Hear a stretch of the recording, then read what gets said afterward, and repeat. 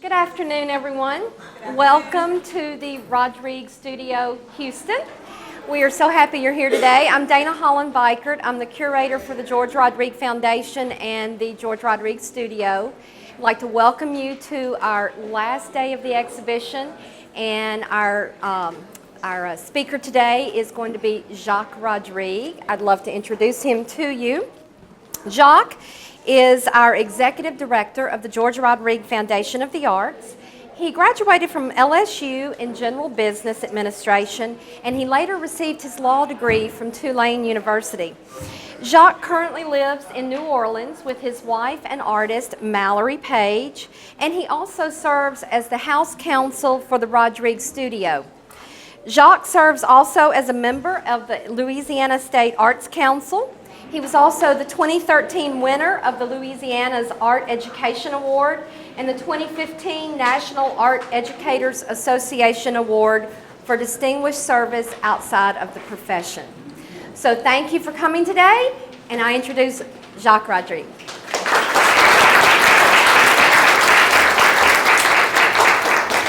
How are we doing today? We got a packed house, huh? Unbelievable. I even have some former teachers of mine in the audience. How about that? Well, I grew up in a house where dogs were blue. That's because my dad, George Rodrigue, was most known for painting the blue dog. I've even been painted with the blue dog. And I get the question all the time. It may even be on your minds right now. What do you think that question is? It's actually, do I paint? My standard answer is no, but the business and legal side of the art world was always fascinating to me. So that's why when I went to law school and finished, I thought I would be working in the family business to protect our intellectual property rights and to seize illegal blue dog items. Like this papier-mâché sculpture blue dog that was on sale in the French Quarter, and these blue dog cell phone covers that we found in Mexico. But I never thought I would also be involved in arts and education. Do you know what the research shows about the importance of arts in the education of our students? It shows how essential they are to foster imagination and creativity. And that's our mission of our foundation, and that's what my family is really enthused about continuing Dad's legacy with. But today we're going to figure out how we got there. And we're first going to start with Dad's history as an artist by looking at a lot of his paintings and also at his print work. Next we'll look at our galleries and some current events, what we've been up to lately. Third, we'll play a short video that explains how the foundation started. And last, I'll go over our programs that we have through the foundation to help keep arts in schools in a meaningful way. And at the end, I'll be able to take questions. If you have a burning question while we're rolling, you can ask me in the middle, or make me look really popular at the end and think of a question and ask me, because I'd love to answer anything that you have burning in your mind. Well, we ready to get started? Ready. All right. Well, it all starts with Dad. He grew up in 1950s New Iberia, Louisiana. If you're from Louisiana, can I get a aye? Aye. Man, it's a lot of Louisiana folk here. Well, Dad, growing up in small town New Iberia, really didn't have any exposure to the arts.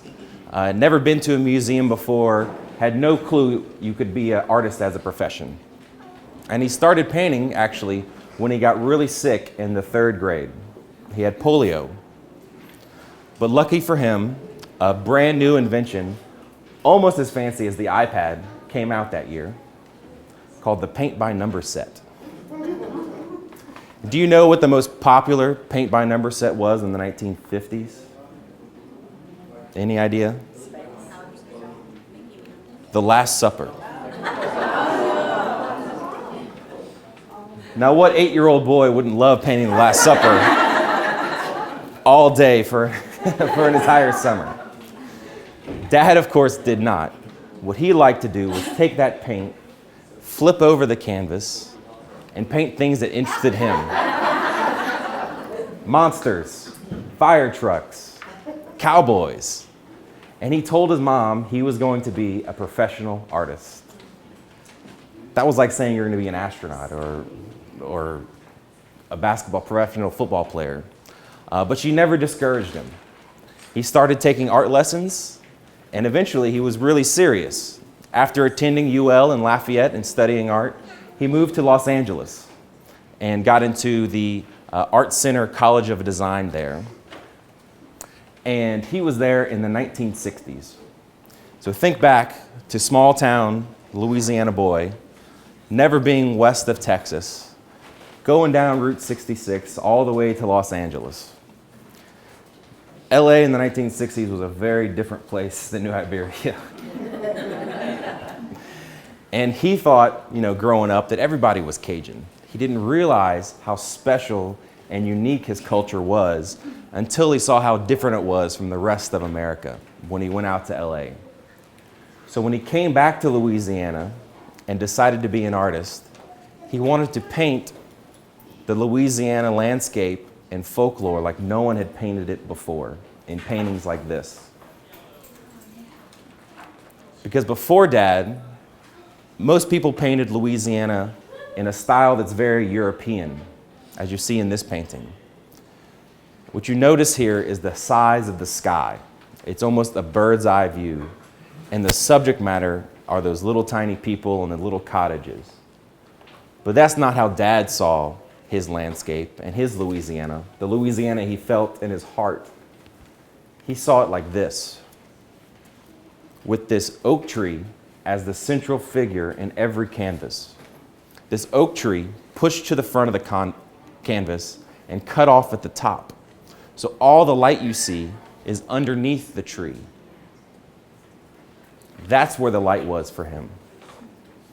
And as he was painting these landscapes, hundreds and hundreds of them, he realized that if he treated this oak tree as a Campbell's soup can, because he was in Los Angeles when Andy Warhol's pop art explosion hit. And he thought in those pop art terms, applying it to the landscape and using his graphic design background to tell this story. And if you put these three elements on any canvas, there's an infinite amount of ways you could break it up. For him, the elements were the tree, the sky, and the foreground, that land. And if you take a rectangle shape, if you apply those three elements, you could paint an infinite amount of oak trees. And he did. For 3 or 4 years, all he painted were these oak trees. Large ones, small ones. And he had his first show at the old state capitol in Baton Rouge. And he was so excited because his cousin was the director, and they brought him in and they said, the Baton Rouge Advocate is going to come review your show. And so he opened up the Sunday Advocate one day, and there were his big, big paintings. And the title of the article was, Artist Makes Bayou Country Dreary, Monotonous Place. And he said that was the good part. She just didn't understand what he was doing. He was in early 20s, being a profession for the first time as an artist, painting this Louisiana landscape that he loved with this pop art imagery, trying to make it look that dark and brooding, because that's how it felt to him. It felt, you could feel the mosquitoes, you could feel the humidity with his landscape. She was just looking at it as if it was just repetitive and monotonous. And the review was so bad that everyone in Baton Rouge came to see that show. And he sold every painting that was in that show, had more money in his pocket than he'd ever had in his whole life, and realized a very important lesson. It doesn't matter what anybody says about your art. It matters what's in your heart. If you're sincere and if you're painting what you love, the public will respond. And that's a lesson he took throughout his whole career. But he still had naysayers who said he couldn't paint. So he painted this painting, this self-portrait, which we are lucky to have here on display, in order to show people he's classically trained. He could paint anything he wants. He has the skill set. But to paint in this kind of Renaissance style was boring. It wasn't fun. But to paint these Cajuns and this landscape in a primitive way was symbolic and telling a story. And that's what was fun for him, was to be able to show people his vision of what Louisiana was. And eventually he started to paint people. Like in this painting from 1971 called the Ioli Dinner. Dad worked 6 months on it, and it really taught him about his style, about where he was trying to go with his work. And he thought of it as his job was to visually interpret the history of the Cajuns on canvas. So here are these men at this table. They're under an oak tree, but they're not in shadow. They glow with their culture from inside of them because they're so happy with who they are and where they came from. And there's always this other light of the painting, way back behind the horizon. And that represented the rest of America, the rest of the world. Because the Cajuns, originally from France, then Nova Scotia, and then settled in South Louisiana, really didn't interact with the rest of the world for 150 years or so. They had a chance for their culture to develop, for them to start making gumbo, for them to start eating boiling crawfish, developing this really unique culture that is like nothing else in America or the world. And that's what he's showing here. He's showing how different and special these people are, cut out and pasted on this landscape. And he would paint these images, always using old photographs. Like this painting, this picture from 1910.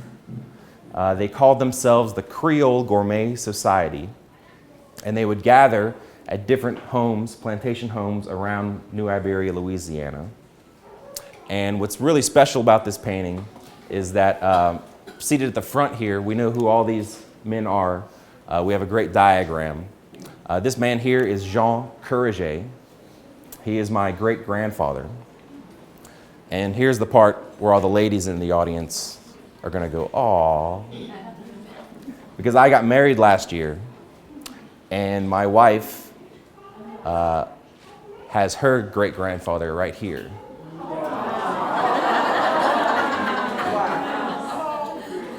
His name is Paul Shasta.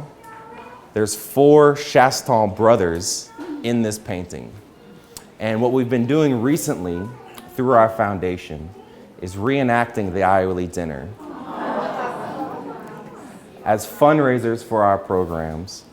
Here was one about 2 months ago at Shadows on the Teche in New Iberia.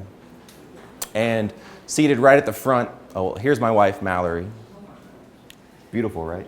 I was going to ask you which. And here's her grandfather, Papa Doc Shasta. So that's the son. So his dad is in that original Ioli Dinner painting. We were really happy to have this meeting together. And here's my brother, Andre, seated on the other side of the table. So this painting is really special to us. My brother and I still own it. It hangs at the Ogden Museum of Southern Art in New Orleans if you get a chance to go see it. It's really fantastic.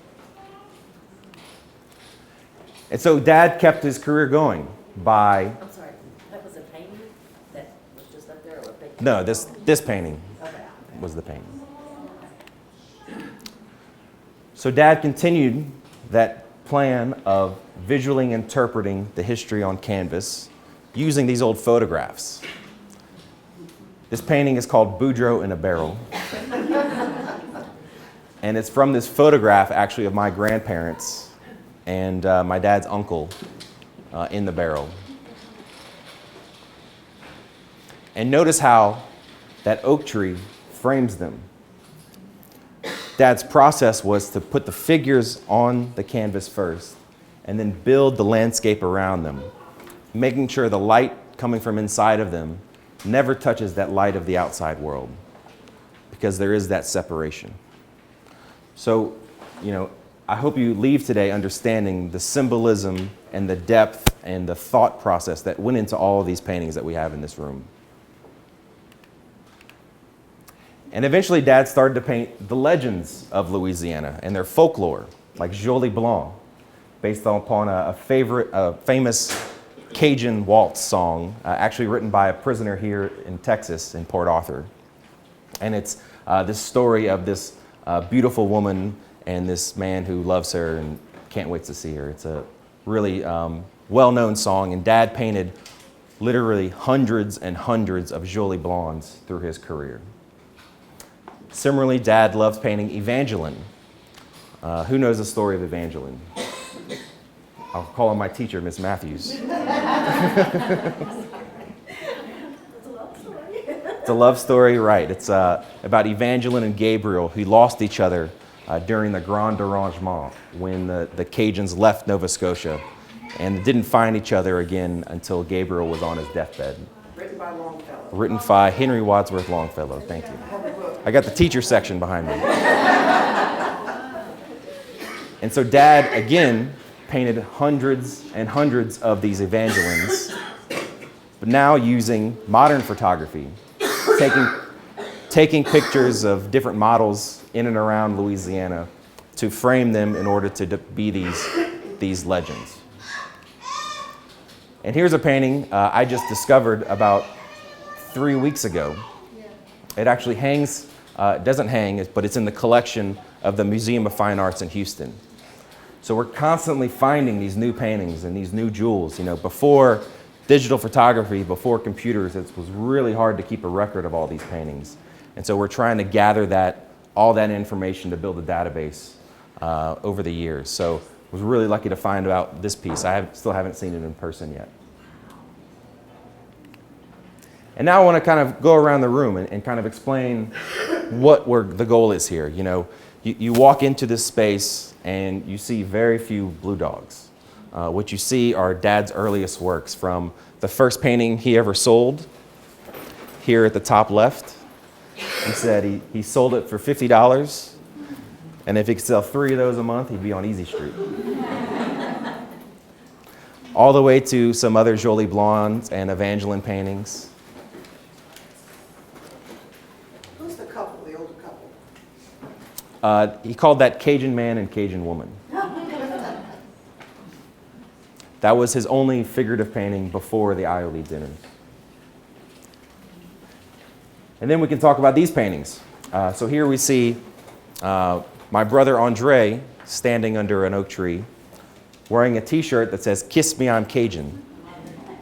It's a shirt he actually bought here in Texas, here in Houston, in 1979. That's when he realized that the Cajuns were about to take over the world. Because before, if you told my grandmother she was Cajun, she may slap you. The Cajuns were the poor people. They were the sharecroppers. It was a real derogatory term. It wasn't cool to be Cajun. But in the 70s, something happened. The culture shifted, and people across the country began to recognize how special and unique the Cajuns were. And the Cajuns themselves realized how great they were. So Dad really credits Paul Prudhomme and his Cajun cooking for really putting Cajun on the map, as well as Carrie Boutte with Mulots in Breaux Bridge, Louisiana, who played Cajun music every night. And then Dad was that third piece of the puzzle, the art, that vision of what the Cajun culture was that really led to this explosion of Cajun and who Louisiana is. You can't go to a Holiday Inn anymore without seeing Cajun chicken on the menu, or, you know. So it just really shows, you know, here's my brother who doesn't know that everyone's not Cajun. And so this is just a really jewel of a painting, and we're so happy to have it here. And then next to it is my favorite painting. I remember Dad, it's called Paint Me Back Into Your Life. If you come and read the label up here, you'll see an original photograph that Dad took of me wearing overalls, holding a little painting. And what he did was sketch it out on canvas and ask me to paint my own oak tree on the canvas itself. And it was Christmas time, so I put Christmas stockings on my tree. And then Dad painted the whole rest of the painting to match my little painting. So the other part of the question of do I paint is, this is my last painting. I figured I peaked at this point. Nowhere else to go. And then Dad, he developed his style so much that he could paint anyone as if they were Cajun. So commissions started to come in from all over. And we have this great painting here of President George H.W. Bush with his grandkids. We hope the president has a speedy recovery. He hurt his neck this week. But this painting hangs at his offices. And actually, tonight, we'll be packing it up and bringing it back to the president's offices. Everything in this room will be packed up and be gone by tomorrow.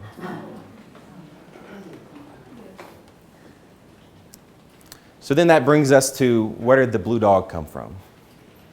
That's another popular question I've heard a few times. And it really all started with this book. It's called Bayou. It's from 1984. It was published in conjunction with the World's Fair that was coming to New Orleans that year.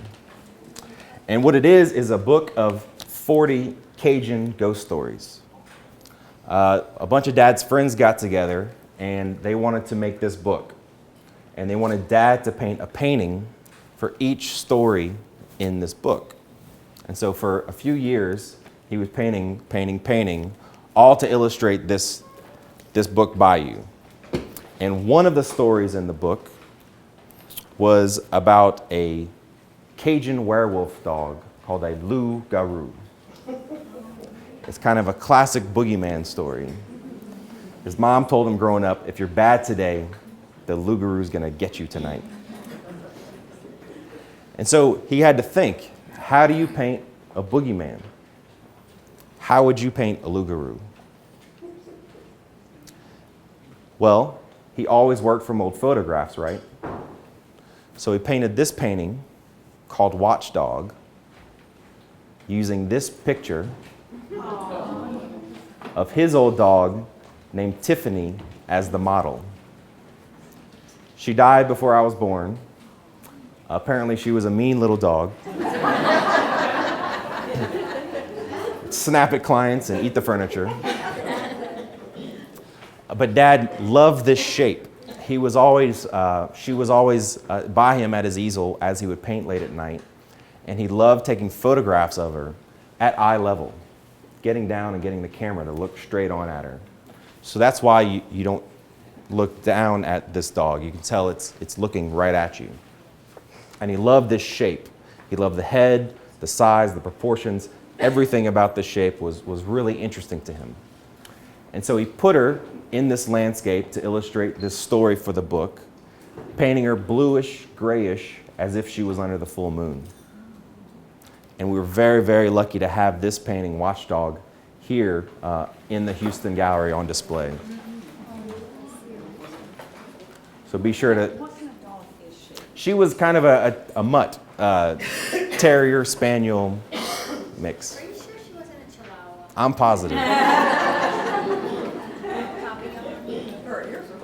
And so for Dad, this Lougarou was just like a Jolie Blanc, just like an Evangeline. It was another Cajun legend that he could paint. One day he would paint a Jolie Blanc, the next day a Lougarou, the next day an Evangeline. And for him, that's all it was. For about 6 years, keeping this Lougarou in the Louisiana landscape. But it was in 1989 or so that we had a show in Los Angeles on Rodeo Drive, and there was about 40 paintings there. 35 regular Cajun paintings and legends, and maybe 5 Lougarou paintings. And he was walking around the exhibit, and he heard these people saying, "What's up with this blue dog? What's up with this blue dog?" He had no idea what they were talking about. He went outside, he was looking for a blue dog somewhere, and he realized they were talking about his paintings. And that's when that phrase just spoke to him and said something.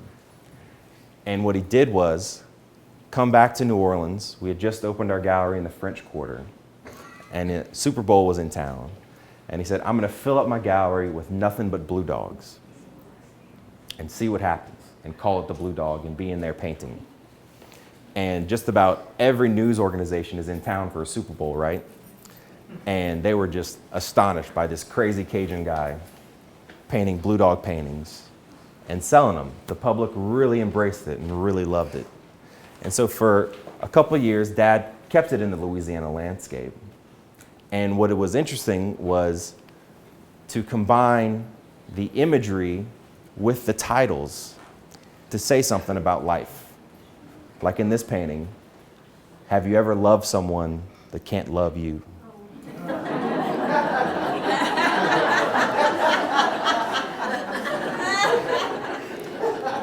Or, don't turn your back on your troubles, because they'll just multiply. And this was so fun for Dad to create this artwork and to make these comments on present life and the whole human condition. The blue dog became every man. It's struggles that we all go through every day. With the Cajuns, he was looking so far into the past of where we had come from. But this blue dog was this new vehicle that could propel him forward and keep it really modern. So he just had so much fun with it until he painted this painting. It's called Lougarou. It's about 6-7 feet tall. And what is not in this painting that was in all the other paintings we saw before? The oak tree. It's the first painting in 25 years without an oak tree in it. This is the painting that taught Dad that he didn't need that oak tree anymore. The blue dog was his new favorite shape. It was his new Campbell's soup can. He could repeat this blue dog over and over and over on canvas and never paint the same painting twice. See, with this exhibit, we show that for 25 years, he learned how he could use that landscape to never paint the same painting again. And just like the blue dog, he could continue that. That's why he never got bored of it. It was never a chore to have to paint a blue dog. It was always a fascinating thing and interesting and fun. In paintings like this, the blue dog could go anywhere. It could be a clown. And eventually, large corporations started calling, like Absolute Vodka. This is a campaign that was in USA Today and in many major magazines. They called Absolute Louisiana and Absolute Rodrigue. The blue dog could also go to Hawaii. This was a commission from Neiman Marcus. This is a painting that we have here on display. It was when they opened their first store in Hawaii. And so it was the cover of their catalog, the book. And Dad designed this painting so that the spine of the book was down the middle. And this was the front cover and the back cover.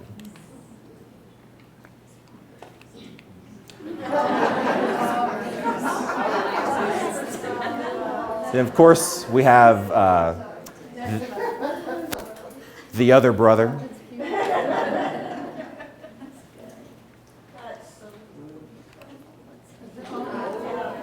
And then here it is thrown in your face of how Dad viewed this image as a pop art image, referencing Andy Warhol's Campbell's soup can here. And it also brings us to a discussion of Dad's printmaking.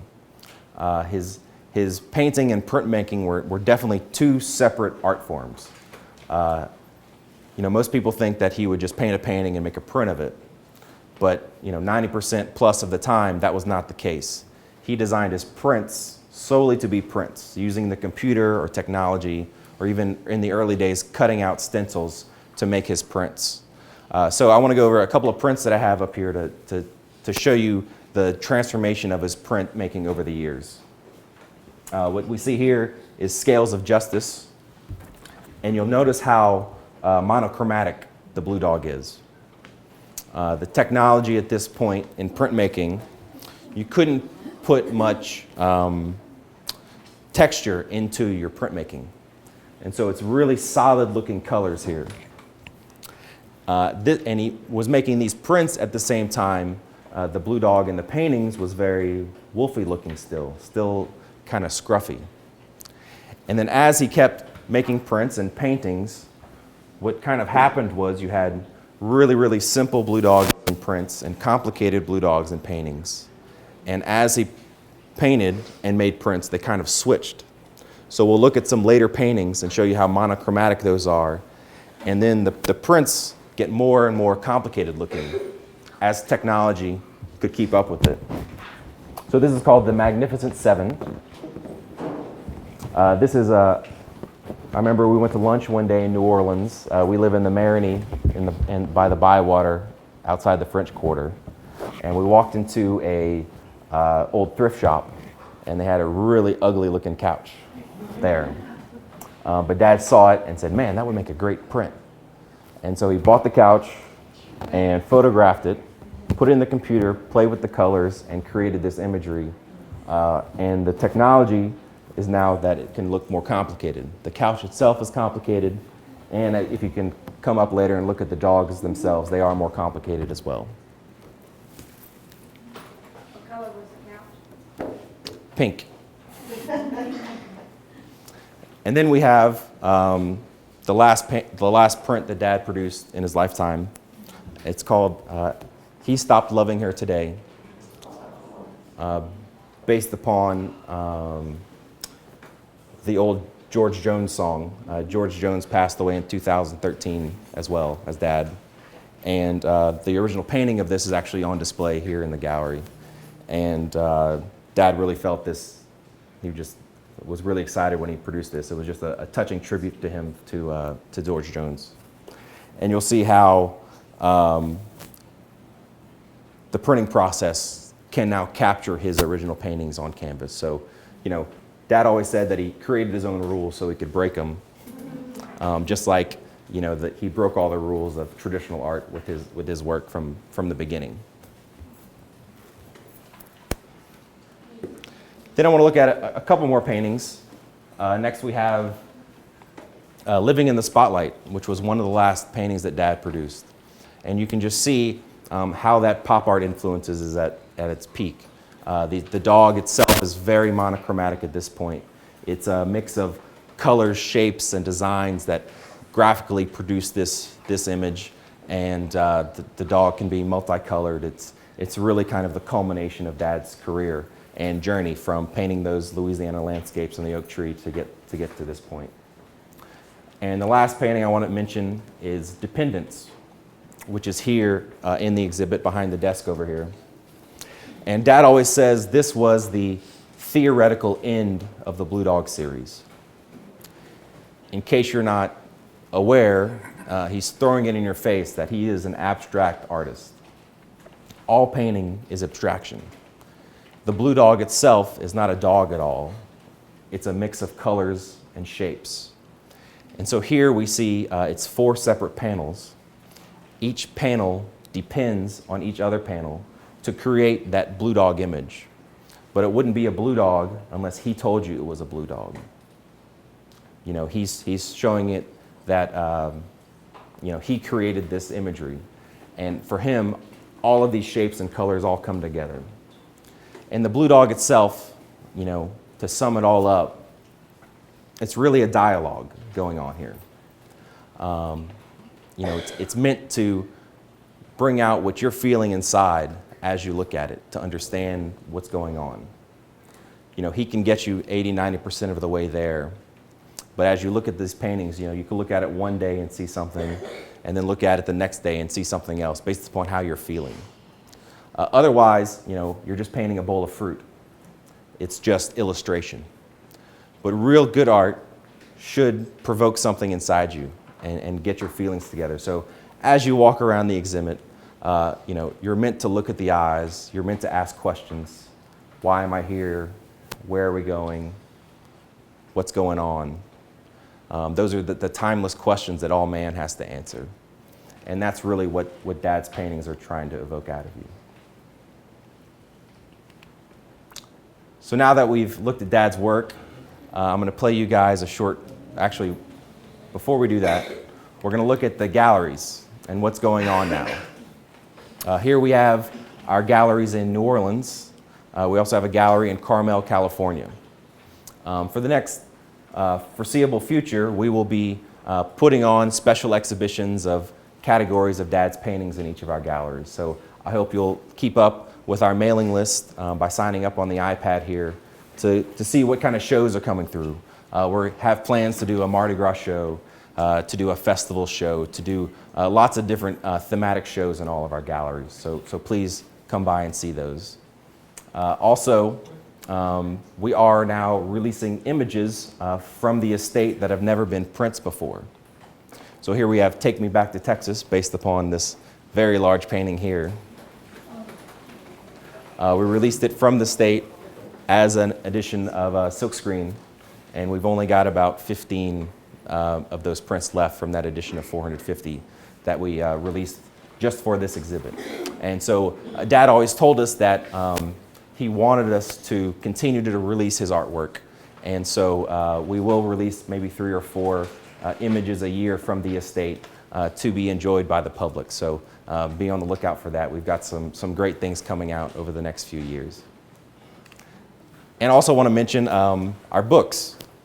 So here we have our latest book called Rodrigue, the Sanders Collection. If you walk around the exhibit, you'll see the name Don Sanders on a lot of these paintings. Dad and Don were great, great friends, and Don has about 100 Blue Dog paintings in his collection. And so this book is a great catalog of all of those paintings. And Dad really considered Don his Medici, or his Catholic Church, you know, the patron that can let him explore his artwork. And there's many paintings that Dad would have never painted unless Don had this particular style of pop art imagery that he loved. And so there's really great essays at the front. Baseball legend Nolan Ryan wrote the foreword for us, because he, Dad, and Don were all great friends. So this is just a great book that we're really, really, really proud of. I also want to mention the first book that Dad ever published in 1976, called The Cajuns. It's the first book ever published on the Cajun culture itself. It was also the first book ever to have English and French translations in it. Is it still in print? It is not in print, but we do have several available. And the best, I love the story of how this book was made, was it was published by Oxmoor House. And Dad went up to Birmingham, and they said, George, to publish this book, you know, you're gonna have to buy a few of them so that we can, you know, get the printing going. He said, oh, sure, how many do you need me to buy? He said, well, George, you need to buy 5,000 books. So I said, okay, how much is that? He said, this will be $75,000. He said, yeah, sure, no problem. You take a check? I said, yeah, we'll take a check. Okay, he pulls out his checkbook, writes him a check, knowing he has $10 in his checking account. But that was on a Friday, and he had a long weekend because the Monday was a holiday. It was Memorial Day. And so he went to some of his best friends and best clients in Louisiana, had a bunch of paintings, and raised all the money to cover the check by the end of it. So that's the kind of guy Dad was. Just the most fun-loving, gregarious, hilarious guy with a monster laugh, if any of you met him. Just the best guy ever. And he had fun with his art and fun with his life. And that story just really sums up his kind of Cajun canaille-ness, if that's a word. I also want to mention our children's books. You know, students and teachers all over the country really love Dad's work and Blue Dogs. We've actually got these 2 out currently, and we're working with publishers to release more in the near future. There's a couple of books that Dad wrote that haven't been seen by the public yet, so we hope to get those out soon. And the last book I want to mention. It's right here. I took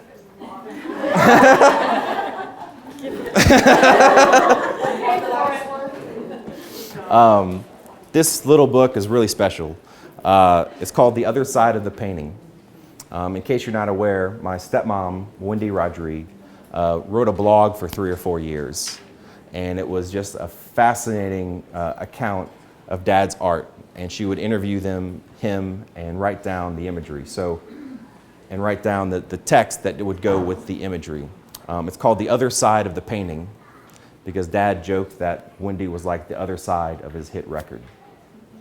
And it's just so many great stories. I really just scratched the surface of the history of Dad's art today. There's so much more, so much in depth of growing up in New Iberia to starting to become an artist to the origin of the Blue Dog. Really a great read. I like to say it's the closest thing to sitting at a kitchen table with Dad and Wendy and having a conversation. It's just that much of a personal inside look. So I definitely recommend this book. What's the name of it? The Other Side of the Painting. It is in print. We do have copies. It was published by UL Press in 2013. Okay, I really did pay for that. I need it back. Oh, sorry. Can I see your receipt? Actually, it was emailed to me.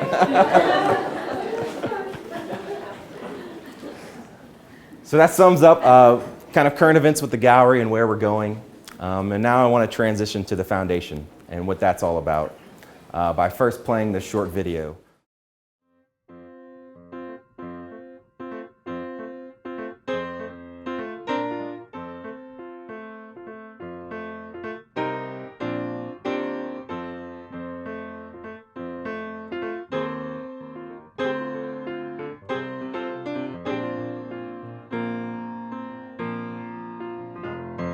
Art to me has been a very driving force in my life. It taught me discipline, it gave me a goal, it gave me direction where I wanted to go, and it changed my whole life. And that's what I want to do for kids, and that's what the foundation is about. What a lot of people don't realize is that the Blue Dog is something that George invented out of thin air. It's not something that existed beforehand. The Lougarou, much like the boogeyman, is something that had no real image of what it looks like. So imagine if I gave a whole room of kids a piece of paper and crayons like we do here at the foundation and asked them to draw the boogeyman. Well, they'd probably all draw something different. And the Blue Dog was the same way. So I think kids are really inspired by what George Rodrigue has created with the Blue Dog because he uses his mood and his imagination to create things any way that he wants. In 2009, my father started the George Rodrigue Foundation of the Arts to keep the arts in schools. And that mission of the foundation was to advocate for the use of art within every curriculum and every subject. Well, when 9/11 happened, we were in California, and I painted a painting depicting the Blue Dog with all the blue out of the dog. And we did a print of it, and we raised $500,000, which we gave to the Red Cross. 4 years later, Katrina hit, and then we did some more prints to benefit the people affected by Katrina. And after 2.5 years, we raised almost $2.7 million. And from that experience, we started the foundation to be more professional about it and to really have a mission. And while my dad was still alive, he loved telling his story to students across the country in order to inspire them to be more creative. And that's why my family and I want to continue the programs that he started to encourage the use of arts integration. That's the use of art in every classroom and every subject. Because through arts integration, students have more self-confidence, imagination, and creativity. With those skills, they have a better chance of being successful for the rest of their lives.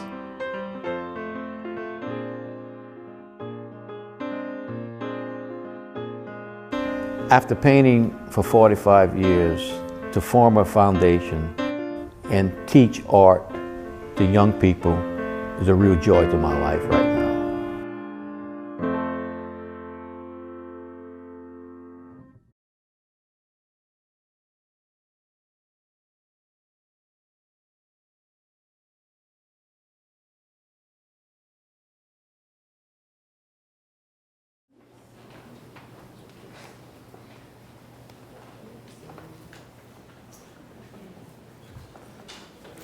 So, I hope from the video you see that, we've got a plan.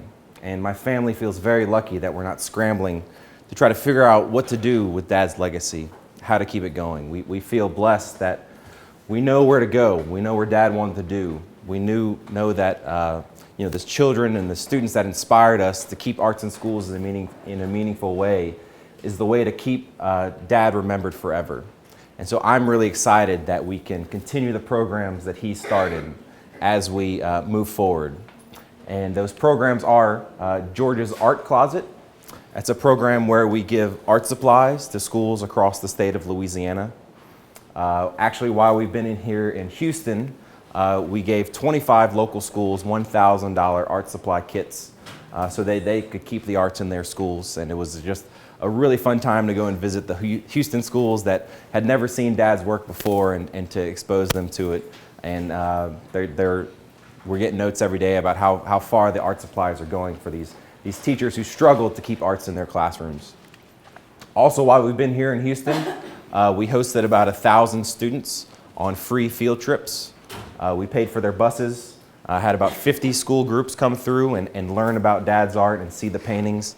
We really value that experiential learning process to get outside the classroom, and the learning is just so much more intense when you can experience that imagery or that's the story of the Cajuns in exhibits like this. So we're excited that we were able to do that.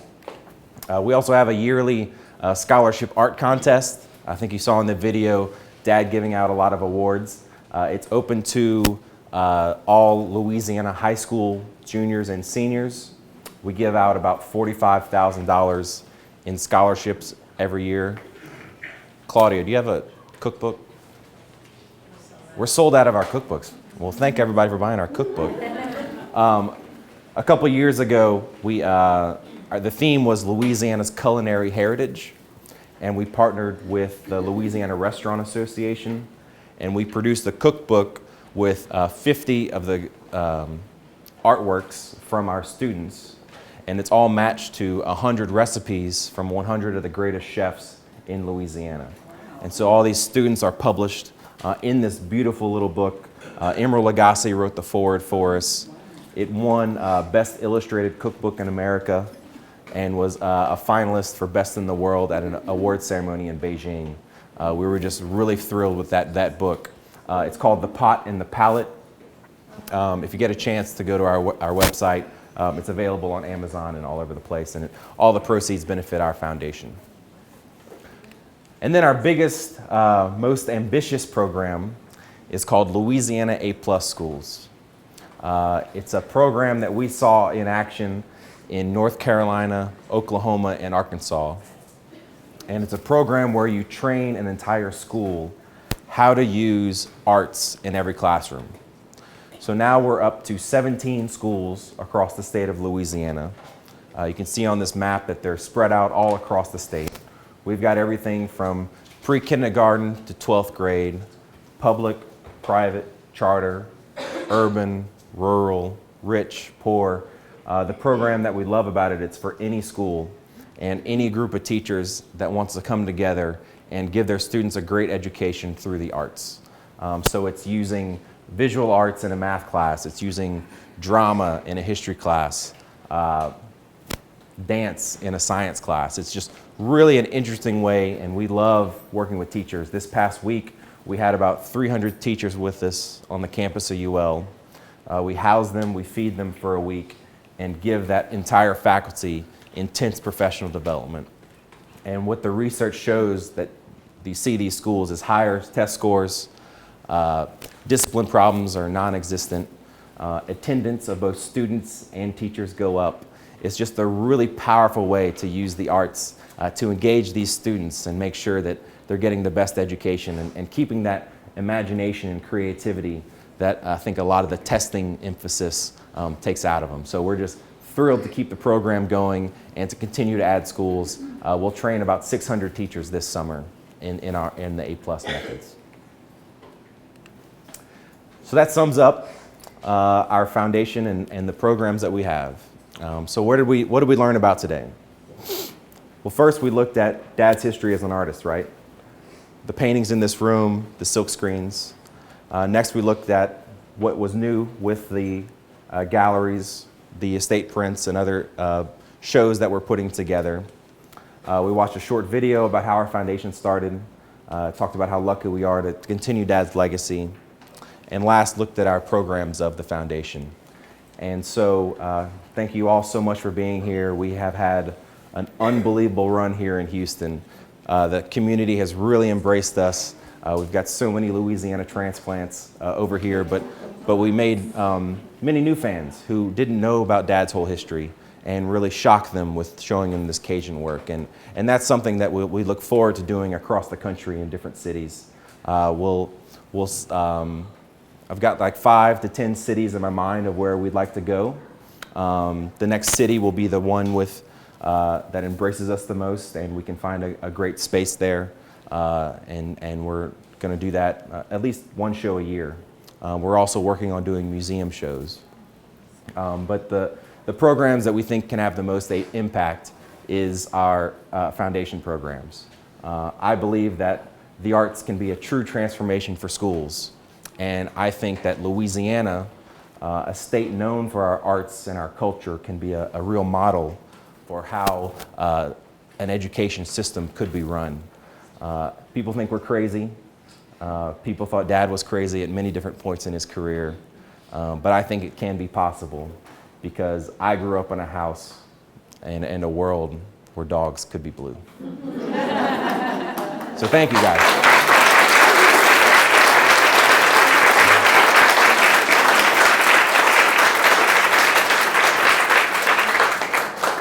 Any burning questions? Yes. How did they find the painting at the Museum of Fine Arts here?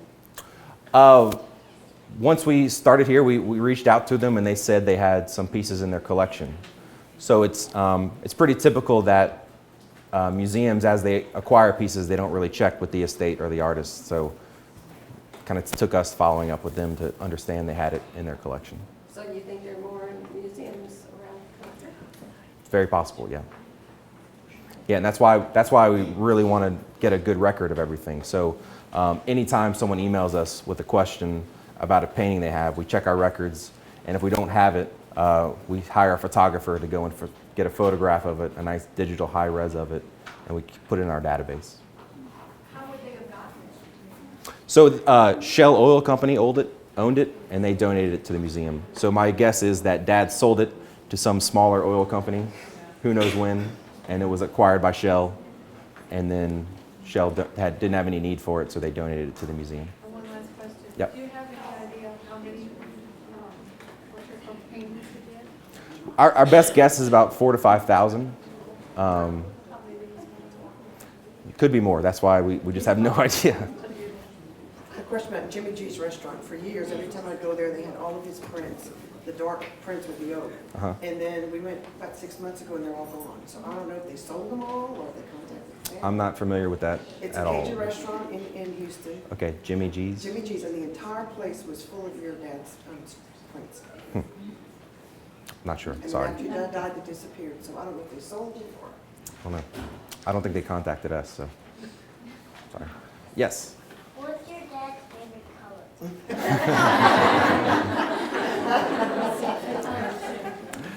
I guess it would be blue. But another good question is, what was Dad's favorite painting? And he always said it's the painting he's working on right now. Because for him, as an artist, all paintings are problems that you have to solve. From that first brush stroke, every other brush stroke depends on it. And you just build and build and build until you solve the problem. Once the whole painting is covered and once you like it, it's finished for you and it's out of your mind. And so he could look at a painting and remember, oh yeah, there was this problem with the shape of this tree and how to get the sky coming through. But for him, the fun was starting over with a blank canvas and solving another problem. Yes? When you were talking about the light in the background separating the world and how he disconnected the pieces and then put them together and that made, how much of that was conscious versus something that he was solving the problem and then afterwards he realized that was what was happening? You know, it was, he always said he figured out that style while he was painting the Ioli dinner. because it took him so long, 6 months, to develop it. I think it all happened at the same time. And after the Irely dinner, he knew what direction he wanted to go and how to, and from then on, it was very conscious. It was, this is the plan, this is the story I'm telling, this is what makes the most sense. Yes? I just wanted to mention that I belong to a volunteer organization, Women here in Houston, it's been 80 years, and I volunteer work at the Bluebird, pediatric neurology. And a couple here in Houston, I forget their name, bought this huge, it's on my house, and donated it to. That was Don Sanders. And so Don, if you look downstairs, we've got a little satellite kind of exhibit down there. There's one of those on display. It's a large piece that on this reflective paper.